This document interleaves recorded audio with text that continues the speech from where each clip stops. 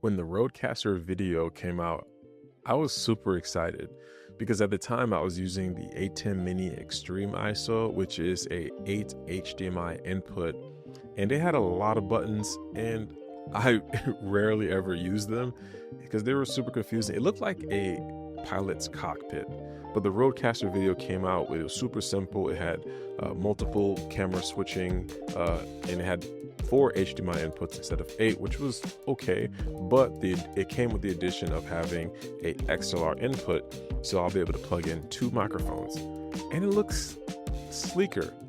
And I told myself, when this thing comes out and I get it, I'm not going to even bother with using the top buttons. I only would care to use the buttons to switch the cameras. Like, I don't need to worry about scenes and lower thirds and all that other stuff. I could do that in Photoshop or Final Cut Pro. Turns out, doing it live is actually a time saver. So in this video, I'm going to go over how to set up scenes, lower thirds, adding media to the Rodecaster video, and why it's a game changer and why you should do it too. So if you're like me, you love saving time, and adding that lower third would be something you have to add later, right? Not with a Rodecaster video. I can pretty much press it and make it pop up, and that's such a time saver. So as soon as you turn on your Rodecaster Video S, you have the camera switching. So you have one camera, you have a 2 camera, and then let's say if you have your computer connected or you don't have a 3 camera, that's 3 cameras, right? 3 HDMIs, and then you have the top part, A, B, C, D, and E. So for the A scene, I have this part here. So let's say if you had 2 different cameras, you'll be able to, have one person here and the other person there. The B scene, I have something like that if you wanted to showcase you and maybe something happening, right here, the other camera. If you want to have the comments, you could have your screen on and just do a portion showcasing the chats, the live chat. And C, I just have a screen grab. But yeah, so that's how the scenes work. And right now, we're going to pretty much add a scene for D. So we're going to use some of the templates. So we're going to go, let's do something like that. Let's say if we have a background, we're going to use our background that we created with Canva. I named it background. Just going to drag it here. That's the background. Camera A is going to be input 1. Camera 2 is going to be input 2. Camera 3 is going to be input that. So if we had a 3-person setup, this is how it'll look. So me by myself, and then I could do the 2-person showcasing something in the background. And then we have the camera D showcasing 3 cameras. And this is all inside of the Rodecaster video. So I think that's pretty cool. I don't like the square, the square edges. So we can actually make them like round. No, that's the thickness. There we go, corners. We can make them round. That's pretty cool. And then we could add a white border and make that border nice and thick with 2 C's. There we go. I think that it's pretty cool. It looks really, really interesting. So now if you hit the media button right here, is like a movie clapper, we call that. The cut movie clapper. I don't even know what they call it. So for the Rodecaster Video S, I had set A as a welcome screen for my show. And after it's done, it actually goes into camera 1, which is pretty dope. So as soon as this little animation plays, it goes straight to me. It goes straight to me. And for the B, it goes to Gear Talk.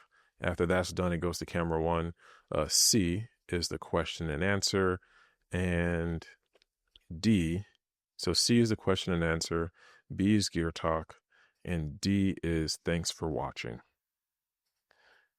I like that because as I progress on my show, on my programming, for my podcast, the interview that I'm doing, whatever presentation I know that we already went to the welcome screen. We already went to the segment talking about whatever I was talking about, maybe like the first break. And then I could talk about, something here, question and answer. So as soon as we're done with the question and answer, I'll just move on to D.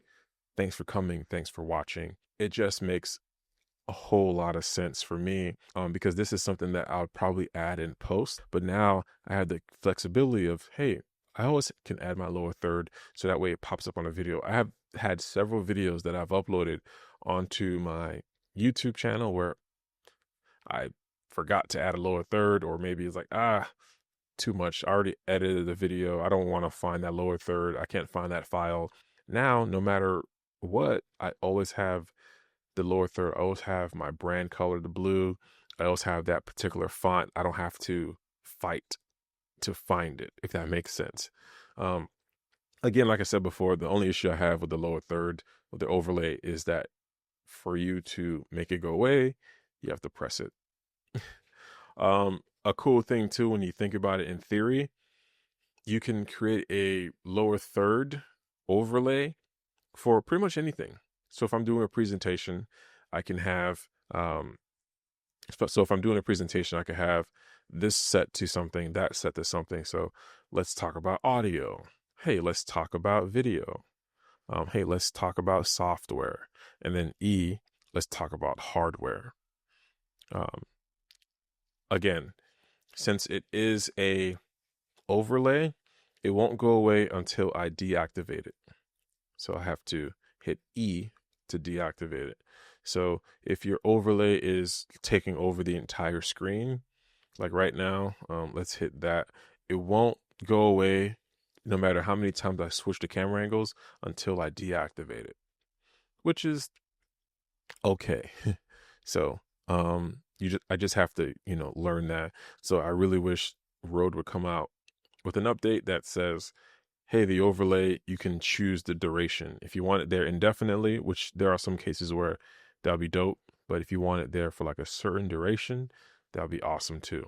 So let's take this off. I love the fact that I could control it on the console itself, but also on my computer as well. But yeah, it's really cool. It makes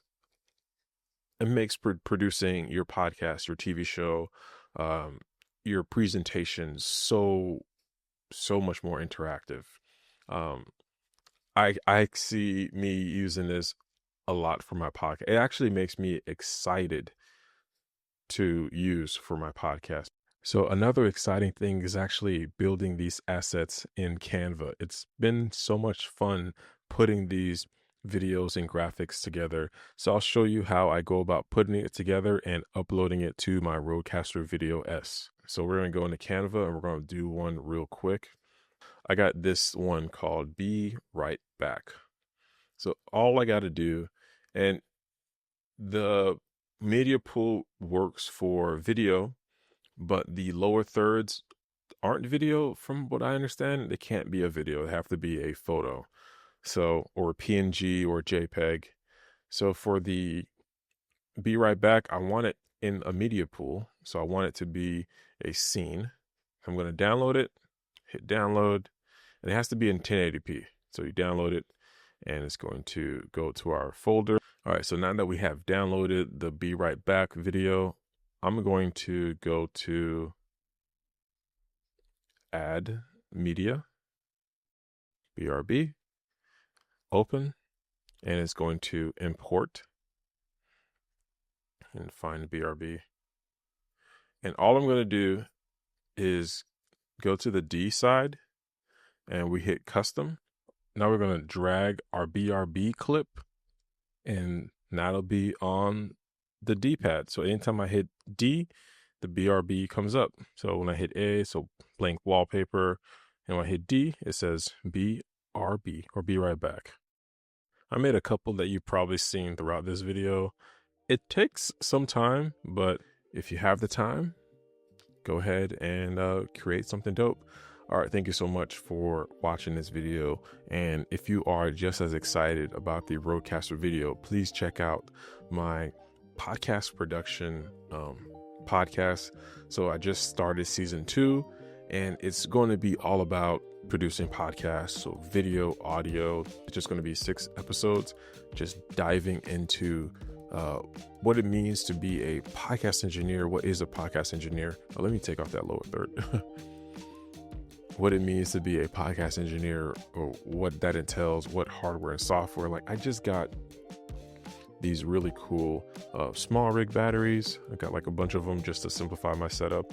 I go into all of that in this season. So if that interests you, please check it out, and I'll catch you in the next video. Peace.